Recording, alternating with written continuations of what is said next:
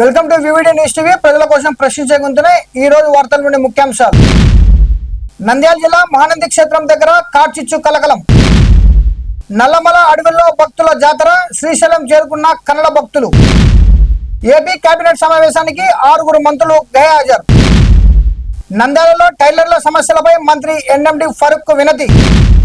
నిజామాబాద్ లో ఘోర ప్రమాదం. ట్రావెల్స్ బస్ బోల్తా 4 మృతి. సూర్యాపేటలో అక్రమ గ్యాస్ ఫిల్లింగ్ కేంద్రాలపై పోలీసుల దాడులు. కబేళ్లకు తరలిస్తున్న గోవులను పట్టుకున్న పోలీసులు. జగన్పై మంత్రి బీసీ జనార్దన్ రెడ్డి తీవ్ర వ్యాఖ్యలు. పిఠాపురంలో సీఎం చంద్రబాబును అవమానించారని అలిగిన వర్మ. నంద్యాలలో ఆటోలపై ట్రాఫిక్ పోలీసుల తనిఖీలు. రంజాన్ సందర్భంగా ముస్లిం సోదరులకు ఇఫ్తార్ విందు. పాలూరి బోసుబాబు.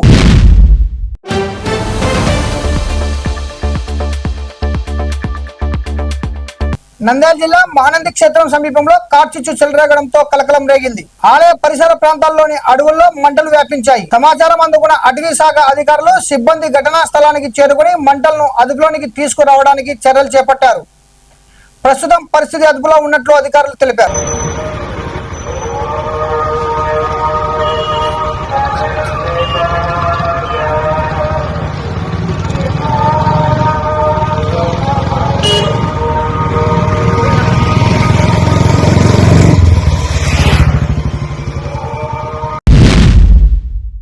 శ్రీశైలం నల్లమల అడవుల్లో కన్నడ భక్తుల పాదయాత్ర భక్తి వైభవంగా కొనసాగుతుంది. మండే ఎండలకు సైతం లెక్క చేయకుండా వేలాది మంది భక్తులు శ్రీశైలం క్షేత్రానికి తరలి వస్తున్నారు. ఇదిలా ఉండగా శ్రీశైలంలో ఈ నెల 16 నుండి 20 వరకు ఉగాది మహోత్సవాలు ఘనంగా నిర్వహించనున్నారు.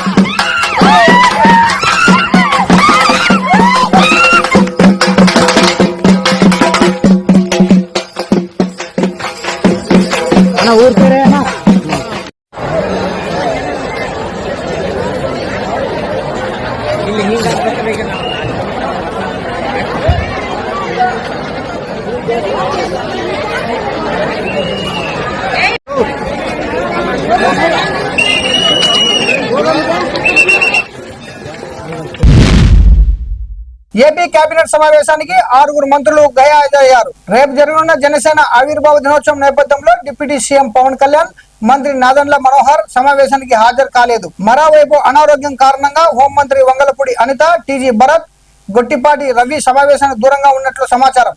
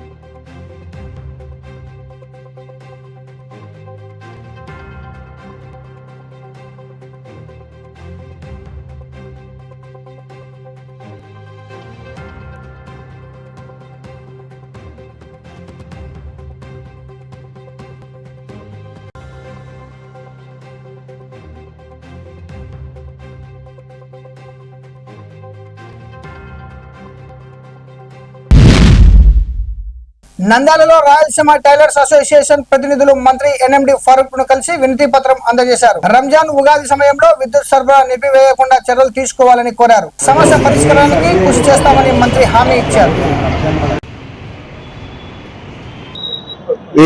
మినిస్టర్ గారు కలవడం సందర్భంగా ఏమనగా ప్రతి రెండో శనివారం నాడు కరెంట్ కట్ చేయడం జరుగుతుంది. రంజాన్ పండుగ ఉగాది పండుగ ఉంది కాబట్టి మాకు ఇబ్బంది కలగకుండా కరెంట్ కట్ చేయొద్దని చెప్పి మన మంత్రి గారిని కలచడం జరిగింది. మంత్రి గారు సరే మన పై అధికారులు కరెంట్ ఆఫీసర్లకు చెప్తామని చెప్పి ఆయన మాకు హామీ ఇచ్చాడు, సానుకూలంగా స్పందించాడు. అందుకోసమే మన మినిస్టర్ గారికి ధన్యవాదాలు తెలుపుతూ థ్యాంక్స్ తెలుపుతున్నాం. రాయలసీమ టైలర్స్ అసోసియేషన్ నుంచి మాట్లాడుతున్నాము. ఈ ఉగాది రంజాన్ ఉన్నందువల్ల ఈ రంజాన్ టౌన్ లో 2,000 వర్కర్స్ వరకు ఉన్నారు టైలర్స్. రేపు కరెంట్ సెకండ్ సాటర్డే ఉండడం వల్ల పని ఆగిపోతుందని చెప్పి మంత్రి గారు ఫరూక్ సార్ తో కలిసి మేము విన్నపించుకొని, సార్ మాకు రేపు కరెంటు తీయకుండా చేయండి సార్ అంటే ఎమ్మటే స్పందించి వాళ్ళకి ఫోన్ చేసి కరెంటు ఉండేటట్టుగా నేను ఏర్పాటు చేస్తానని మాకు హామీ ఇచ్చినారు సారు. చాలా కృతజ్ఞతలు తెలుపుతున్నాము సార్ వల్ల. మాకు పని ఆగకుండా జరుగుతుంది, కస్టమర్స్ ఇబ్బంది పెట్టకుండా ఉంటాము. దానివల్ల సార్ చేసిన దీనివల్ల మేము చాలా అసోసియేషన్ తరఫున మేము చాలా హ్యాపీగా ఉన్నాము. మన అఫ్జల్ బాషా 11వ వార్డు మా స్నేహితుడు అతని చెరువు వల్ల కూడా మేము ముందుకు పోవడం జరిగింది. అందువల్ల ఆయన కూడా చాలా చాలా ధన్యవాదాలు. ఫిరోజ్ అన్న కూడా ఫోన్ చేసి మాట్లాడినాము నిన్న. అన్న కూడా స్పందించి ఏ సార్తో కూడా వాళ్ళతో మాట్లాడి ఎలాగైనా సరే కరెంటు కంటిన్యూ చేయండి అని చెప్పి చెప్పడం జరిగింది. నిజామాబాద్ జిల్లాలోని ఇందల్వాయి మండలం గన్నారం వద్ద ట్రావెల్స్ బస్ బోల్తాపడింది. ఈ ప్రమాదంలో 4 మృతి చెందగా పలువురు గాయపడ్డారు. ప్రమాద సమయంలో బస్సులో 22 మంది ప్రయాణికులు ఉన్నట్లు సమాచారం. హైదరాబాద్ నుంచి మహారాష్ట్రకు వెళ్తుండగా ఈ ప్రమాదం జరిగినట్టు తెలుస్తుంది.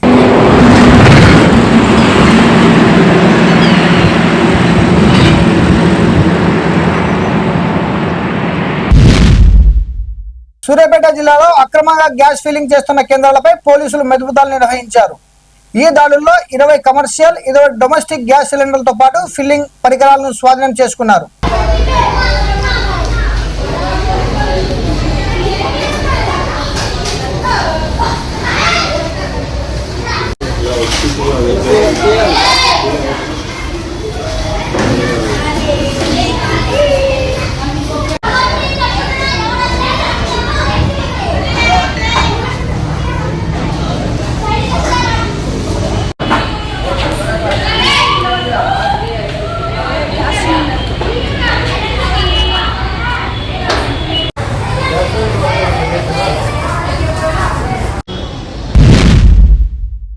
విశాఖపట్నంలో కబేలాకు తరలిస్తున్న గోవులను 2 టౌన్ పోలీసులు పట్టుకున్నారు. ఈ విషయం తెలుసుకున్న వెంటనే బజరంగ్ దళ్ గో సంరక్షణ విభాగం కార్యకర్తలు హఠాహుటిన అక్కడికి చేరుకుని పరిస్థితిని పరిశీలించారు.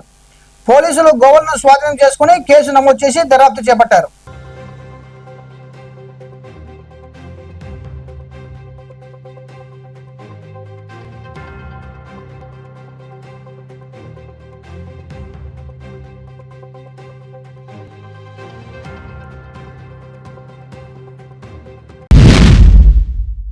మాజీ ముఖ్యమంత్రి వైఎస్ జగన్మోహన్ రెడ్డిపై మంత్రి బీసీ జనార్దన్ రెడ్డి తీవ్ర విమర్శలు చేశారు.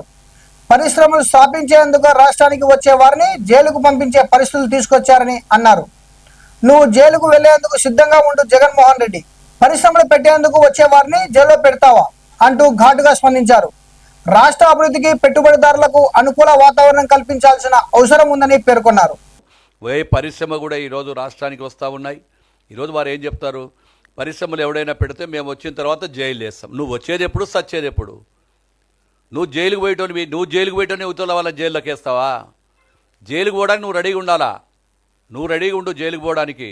జగన్మోహన్ రెడ్డి మాట్లాడితే మేము వస్తాం, మిమ్మల్ని జైళ్ళల్లో పెడతాం. ఎవరిని బెదిరించడం లేదు. ప్రతి సామాన్యులను బెదిరిస్తున్నారు, పెట్టుబడిదారులను బెదిరిస్తున్నారు, రాజకీయ నాయకుల్ని బెదిరిస్తూ ఉన్నావు. అయిపోయింది మీ రాజకీయంలో. మీరు ఏ రోజైతే ప్రజలు తిరగబడి మీ యొక్క 151 సీట్లను 11 సీట్లకు తీసుకొచ్చి అదేవిధంగా మీకు ప్రతిపక్ష హోదా లేకుండా చేశారు.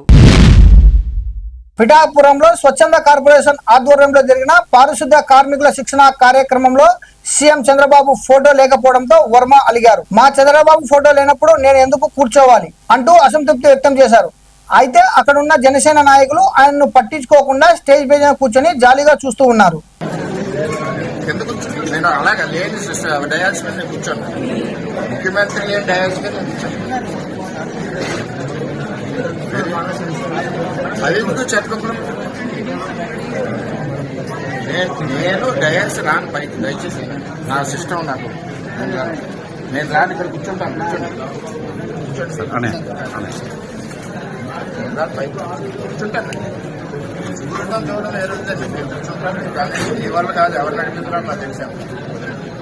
మీరు కానీ కార్యక్రమం వద్దుది వద్దా, ఎవరి గురించి నేను కూర్చోండి, నాకు నేను కూర్చోలేను, నేను మీ గురించి కరెక్టే. నేను మా ముఖ్యమంత్రిని వదిలేసి నేను కూర్చోలేను. లేకపోయినా విధానం కరెక్ట్ కాదు కదా. సరే మీరు వెళ్ళండి, కానీ సరి చేసుకుంటే కానీ మొత్తం కానీ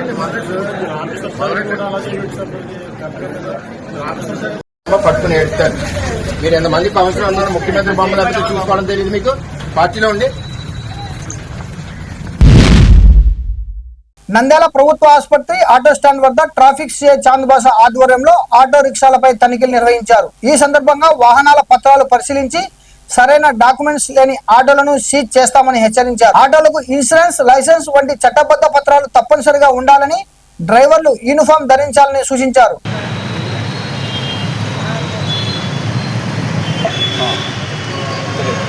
ఇన్సూరెన్స్ కూడా ఓకేనా, షర్ట్ కూడా వేసుకున్నావు, రోజు అర్థం వేసుకోవాలా ఓకేనా. ఇన్సూరెన్స్ రెండు ఫోన్లో పెట్టుకో, నాకు టేబుల్ అవసరం లే, ఫోన్లో పెట్టి ఓకే. నువ్వు చెప్పండి మీ ఆటో వాళ్ళందరికీ ఖచ్చితంగా ఇన్సూరెన్స్ పేపరు బండిది అతని లైసెన్స్ ఖచ్చితంగా ఉండాలా, నువ్వు షర్ట్ వేసుకోవాలని చెప్పు. ప్రజలకు నంద్యాల నందు ఆటో నడిపించే ఆటో డ్రైవర్లకి ఈరోజు మా జిల్లా ఎస్పీ సార్ సునీల్ సార్ గారు, మా AS madam John Paul madam గారు ఖచ్చితంగా ఆటో డ్రైవర్లకి సూచన ఏంటి, కఠినమైన సూచన ఏంటి, హెచ్చరిక ఏంటి చెప్పారు. ఖచ్చితంగా ఆటో డ్రైవరు యూనిఫామ్ వేసుకోవాలి, ఆటో నడిపేటప్పుడు లైసెన్స్ పెట్టుకోవాలి ఆటో డ్రైవరు. అలాగే బండికి ఖచ్చితంగా ఇన్సూరెన్స్ ఉండాలి. నిన్న సాయంత్రము చాపరి దగ్గర యాక్సిడెంట్ అయింది, ఆటోకి టూ వీలర్ కి. ఆటోకి ఇన్సూరెన్స్ లేదు. ఈ రోజు ఆ టూ వీలర్ లో చనిపోయిన వ్యక్తి కుటుంబం రోడ్డు మీద పడింది. తప్పు ఏమయ్యా ఆటో డ్రైవర్ చెప్పండి, మీ ఆన్సర్ చెప్పండి. మీరు 5,000 రూపాయలు ఎంత మీకు ఇన్సూరెన్స్? 5,500. మీకు అన్నం పెట్టేది ఆటోనే కదా. ఫోన్ అయితే పెట్టినారు, ఫోన్ చూపి, ఫోన్ చూపించండి, రీఛార్జ్